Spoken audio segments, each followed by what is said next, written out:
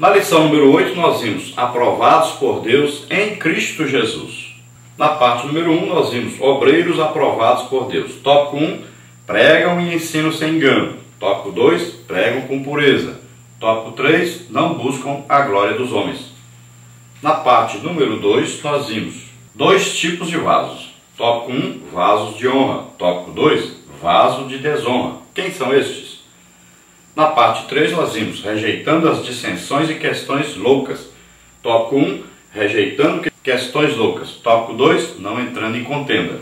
Então nós aprendemos aí no tópico 1, o obreiro aprovado por Deus prega e ensina sem engano, com pureza e humildade, buscando sempre a glória de Deus. No tópico 2 nós vimos, na igreja local, dois tipos de vaso, de honra e desonra. No tópico 3 nós aprendemos a natureza dos demônios, declara que eles são seres criados, limitados, espirituais, malignos e imundos. Na lição número 9 nós vimos a corrupção dos últimos dias. Na parte 1 nós vimos os tempos trabalhosos. Tópico 1, nos últimos dias. Tópico 2, falsa aparência. Na parte 2 nós vimos Paulo, um exemplo de obreiro em tempos difíceis. Tópico 1, um obreiro exemplar. Tópico 2, modo de viver. Tópico 3, intenção, fé, longanimidade e amor. Na parte 3 nós vimos o ensino da palavra de Deus em tempos difíceis. Tópico 1, o valor do ensino bíblico. Tópico 2, combatendo o espírito do anticristo com a palavra de Deus. No tópico 3, a palavra de Deus e seus referenciais éticos. Nós aprendemos no tópico 1, o apóstolo Paulo descreveu as características malévolas dos dias trabalhosos. No tópico 2, nós aprendemos que o apóstolo Paulo é um exemplo de vida piedosa exemplar para vivermos esses dias trabalhosos. Na parte 3, nós aprendemos o ensino da palavra de Deus tem o valor de combater o espírito do anticristo e promover os referenciais éticos do reino de Deus. Na lição 10 nós vimos o líder diante da chegada da morte. Na parte 1 nós vimos a consciência da morte não traz desespero ao crente fiel. Tópico 1, seriedade diante da morte. Tópico 2, a certeza da missão cumprida. Na parte número 2 nós vimos aí o sentimento de abandono. Tópico 1, o clamor de Paulo na solidão. No tópico 2, a serenidade dos últimos dias. Tópico 3, preocupações finais com o discípulo. Na parte número 3, nós vimos a certeza da presença de Cristo. Tópico 1, sozinho perante o tribunal dos homens. Tópico 2, sentindo a presença de Cristo. Tópico 3, palavras e saudações finais. Então nós aprendemos aí com o tópico 1, a vida do apóstolo Paulo é um exemplo de seriedade cristã diante da morte e uma certeza da missão cumprida. No tópico 2 nós aprendemos que no final do seu ministério, estando preso, o apóstolo Paulo sentiu-se sozinho, abandonado pelos seus pares. No tópico 3 nós aprendemos que sozinho Paulo se dirigiu ao tribunal para ser julgado, mas com a plena convicção de que a presença de Cristo estava com ele. Na lição número 11 nós vimos a organização de uma igreja local. Na primeira parte nós vimos a epístola enviada a Tito. Tópico 1, o intento da epístola.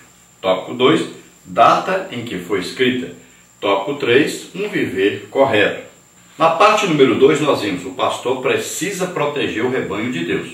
Tópico 1, qualificação dos pastores. Tópico 2, crentes, porém problemáticos. Tópico 3, não dar ouvidos a ensinos falsos. Na parte número 3 nós vimos a percepção da pureza para os puros e para os impuros. Tópico 1, tudo é puro para os puros. Tópico 2, nada é puro para os impuros. Tópico 3, conhece a Deus, mas o negam com as atitudes. Então nós vimos aí no tópico 1, a epístola objetivava dar instruções ao jovem pastor Tito a respeito da responsabilidade que ele havia recebido de Paulo. A carta foi escrita aproximadamente em 64 d.C. No tópico 2 nós vimos que a qualificação dos pastores, segundo a epístola, é fundamental ser observada para que sejam competentes no relacionamento com os crentes problemáticos. Na parte número 3, nós vimos aí que o apóstolo admoesta que para os puros tudo é puro, para os impuros nada é puro. Há quem diga que conhece a Deus, mas o nega com as suas atitudes. Isso é perfeitamente possível. Na lição número 12, nós vimos aí exortações gerais. Na parte número 1, vimos um modo correto de falar do líder.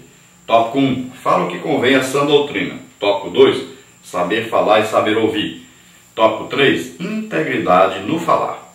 Na parte número 2, nós vimos exortações aos idosos, aos jovens e servos. Tópico 1, como os idosos devem portar-se. Tópico 2, as mulheres idosas devem ser exemplo para as mais novas. Tópico 3, os jovens cristãos. Tópico 4, o comportamento dos servos cristãos. Na parte número 3, nós vimos aí o bom exemplo em tudo. Tópico 1, bom exemplo. Tópico 2, incorrupção da doutrina. Tópico 3, gravidade e sinceridade. Então nós aprendemos aí no tópico 1 que o líder deve falar o que convém à sã doutrina. No tópico 2 nós aprendemos que o apóstolo Paulo exorta Tito sobre como os idosos, os jovens e os servos devem proceder. E no tópico 3 nós aprendemos que o líder cristão deve ser bom exemplo, preservar a integridade da doutrina e ser sincero em tudo.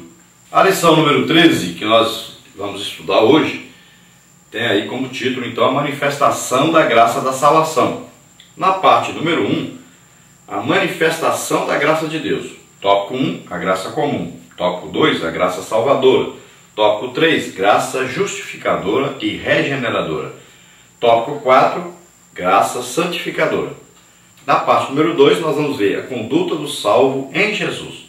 Tópico 1, sujeição às autoridades. Tópico 2, o relacionamento do cristão. Tópico 3, lavagem da renovação do Espírito Santo. Na parte número 3, as boas obras e o trato com os hereges. Tópico 1, a prática das boas obras. Tópico 2, como tratar com os hereges. Então vamos aprender aí com o tópico 1. Nas Escrituras, a graça de Deus se manifesta como graça comum, graça salvadora, graça justificadora e regeneradora e graça santificadora. No tópico 2, então, nós vamos aprender que a conduta do salvo em Cristo deve mostrar sujeição às autoridades legalmente estabelecidas. No tópico 3, nós aprendemos dos versículos 8 a 10, o apóstolo expõe sobre a prática de boas obras e como se deve tratar os falsos mestres. Tópico 1, a graça comum. Graça vem da palavra hebraica, recebe, e do termo grego charis, ou charis, cujo sentido mais comum é o de favor imerecido, que Deus concede ao homem por seu amor, bondade e misericórdia. A partir dessa conceituação, podemos ver a graça comum, pela qual Deus dá aos homens as estações do ano, dia, noite, a própria vida, ou seja, todas as coisas. Está em Atos 17, 25b. Então a graça é um favor imerecido. Nós não merecemos, mas Deus amou o mundo de tal maneira que Ele dá o que melhor que Ele tinha. Ele dá o seu Filho para morrer por nós na cruz. Ele envia o seu Filho. É Deus mesmo que vem a nós para nos salvar. Então esse é um favor imerecido, por quê? O que a Bíblia diz? Deus prova o seu amor para conosco em que Cristo Jesus deu a vida por nós, sendo nós ainda pecadores. Então veja só, Ele não morreu por gente boa, por gente justa, mas Ele veio morrer pelos pecadores. Jesus disse, olha, o médico, ele não vem para cuidar de sãos, mas vem para cuidar de doentes. Então por isso é que é necessário haver aí o convencimento do homem do pecado. Por isso que o Espírito Santo vem para convencer o homem do pecado, da justiça e do juízo. Assim que ele é convencido que é pecador, ele sente a necessidade de um Salvador, então ele aceita Jesus como Senhor e Salvador. Então a graça de Deus o alcança. O favor é imerecido, ele não merece, mas é salvo. Consegue então perdão pelos seus pecados. Tópico 2, a graça salvadora. Porque a graça de Deus se há manifestado trazendo salvação a todos os homens. Está à disposição de todos os homens, mas só é alcançada por aqueles que creem em Deus e aceitam a Cristo Jesus como seu único e suficiente Salvador. Por intermédio dela, Deus salva, justifica e adota o pecador como filho. Então a graça, ela é salvadora à medida em que o ser humano, reconhecendo ser pecador, se arrepende, aceitando Jesus como Senhor e Salvador. Então o que acontece? Ele recebe o perdão e torna-se a partir daí filho de Deus. Veja só. É um plano aí de adoção através de Jesus. Jesus é o único filho de Deus, unigênito, como está em Hebreus. Quando ele vem ao mundo, ele é o unigênito filho de Deus, único. Mas quando ele faz o sacrifício em nosso lugar, quando ele leva os nossos pecados sobre ele, morre em nosso lugar e ressuscita, ele agora dá a oportunidade a todos nós de nos tornarmos também filhos de Deus. Então, lá em João você vai ver que Deus envia o seu unigênito.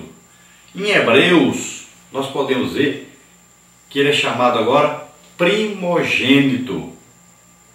Olha só, primogênito quer dizer primeiro. Antes era unigênito, só um filho. Agora, Deus tem muitos filhos, porque através do sacrifício de Jesus, foram gerados para Deus milhões de filhos. Todos aqueles que aceitam a Jesus como Senhor e Salvador se tornam filhos também. Por isso que Jesus agora pode dizer: eis-me aqui e aos filhos que tu me deste. Olha só, isso vai acontecer no dia que nós nos encontrarmos com Jesus e formos para sempre morar na Nova Jerusalém. Então Jesus vai nos apresentar: eis-me aqui e aos filhos que tu me deste. Vai nos apresentar o Pai dessa forma. É glorioso, é maravilhoso isso. Aleluia. Tópico 3, graça justificadora e regeneradora. A graça de Deus é a fonte da justificação do homem. Uma vez nascida de novo, a pessoa passa a ser nova criatura, tornando parte da família de Deus. Assim que já não sois estrangeiros, nem forasteiros, mas concidadãos dos santos e da família de Deus. Então olha só, a partir do momento que nós aceitamos a Jesus como Senhor e Salvador, nós entramos para essa graça que regeneradora. O que quer dizer regeneradora?